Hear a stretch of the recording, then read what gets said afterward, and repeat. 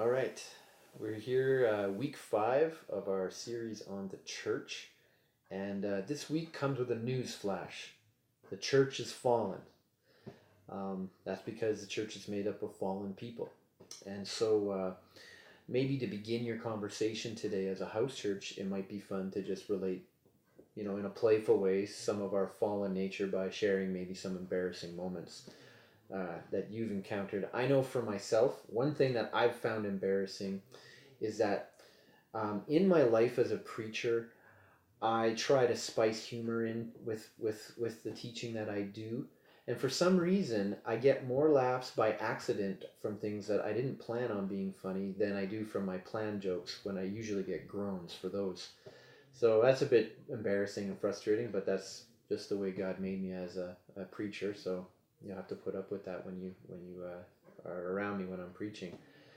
Um, but Jason, in his teaching time on this topic of the church as fallen, uh, raises some really interesting questions that I hope that you all can wrestle with as a house church.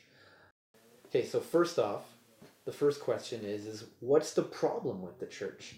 And Jason's answer, which is a biblical answer, of course, is the problem is you and it's me. It's all of us because the church is made up of fallen people. We're the problem in the church.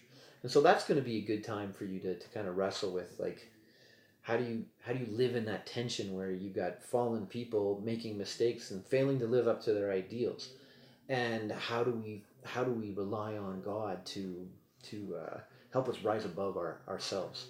Um, Another question is how does God feel about the fallenness of the church? And it is maybe a good opportunity to do some maybe more sober reflection on the fact that God does have high expectations for us, and Jesus is disappointed when we don't live up to his ideals. And lastly, should we care about the church's reputation? And that's a good question.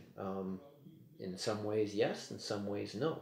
So I hope that as you wrestle with these questions together as a house church right now, as you're gathering, um, my hope is, my prayer is that as you wrestle with our fallenness as a church family, that the Holy Spirit would stir within you a greater reliance on Him. Um, the only way that God's church and God's kingdom can move forward is if God uses us. And the only way that He really can use us to the maximum capacity is if we make ourselves available to Him by being trusting, by being reliant on Him.